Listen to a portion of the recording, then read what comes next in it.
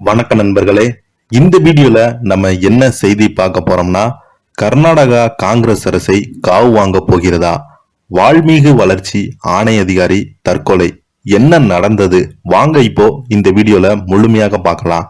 அதுக்கு முன்னாடி முதன்முறையாக நம்ம சேனலை பாக்குறீங்கன்னா சப்ஸ்கிரைப் பண்ணாதவங்க எல்லாம் சப்ஸ்கிரைப் பண்ணிக்கோங்க. பெல் பட்டன் சிம்பல் அமைக்கி நம்ம சேனலோட நோட்டிபிகேஷனை எனபிள் பண்ணிக்கோங்க.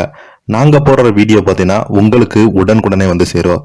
கர்நாடகா வால்மீகி வளர்ச்சி ஆணையத்தின் அதிகாரி சந்திரசேகர் தற்கொலை விவகாரத்தில் அமைச்சர் நாகேந்திரவை பதவி விலக முதல்வர் சித்தராமையா உத்தரவிட்டுள்ளார். கர்நாடகாவில் ஆளும் காங்கிரஸ் அரசுக்கு வால்மீகி வளர்ச்சி ஆணைய விவகாரம் பெரும் தலைவலியாக உருவெடுத்து வருகிறது.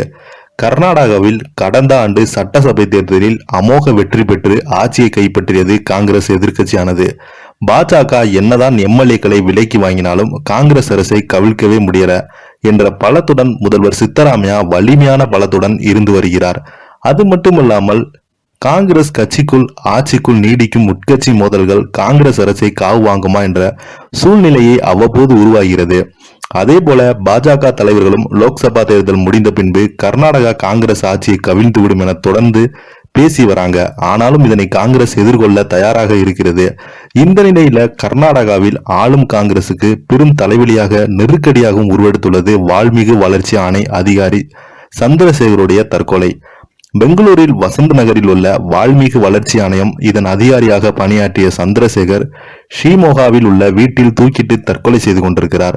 சந்திரசேகர் தற்கொலை செய்வதற்கு முன்பு ஒரு கடிதம் எழுதி வைத்திருக்கிறார். அந்த கடிதத்துல வால்மீகி சமூக வளர்ச்சி ஆணையத்தின் மாநில அரசு 187 கோடி நிதி ஒதுக்கீடு செய்தது.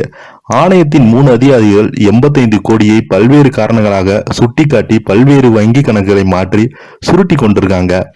இது குறித்த அதிகாரி என்ற முறையில் அவரிடம் கேட்டேன். இதற்கு எனக்கு பெரும் தொல்லை கொடுத்திருக்காங்க. இதனால் ரொம்ப மனமுடைந்து நான் தற்கொலை செய்கிறேன் என சந்திரசேகர் அவர்கள் கடிதத்துல எழுதியிருக்கிறாரு.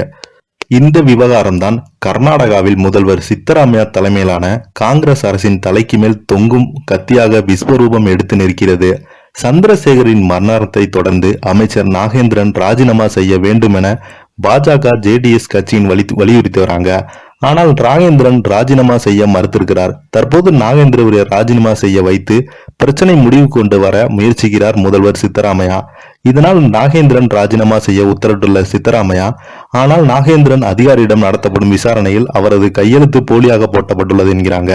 இந்த முறைகேட்டுக்கும் எனக்கும் எந்த ஒரு தொடர்புமே இல்லாத நிலையில் ஏன் ராஜினாமா செய்ய வேண்டும் என கொந்தளித்திருக்கிறார். தற்போது முதல்வர் சித்தராமையா ராஜினாமா செய்ய வேண்டும் உத்தரவிட்டுள்ள நிலையில் அடுத்தடுத்து பரபரப்பான அரசியல் திருப்பங்கள் நிகழக்கூடிய சாத்தியங்களை மறுப்பதில்லை என்கிறாங்க.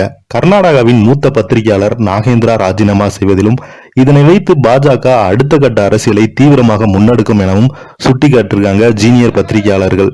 இதை பத்தி நீங்க என்ன நினைக்கிறீங்க? கீழே உள்ள கமெண்ட் பாக்ஸ்ல மறக்காம பதிவிடுங்க. நன்றி, வணக்கம்.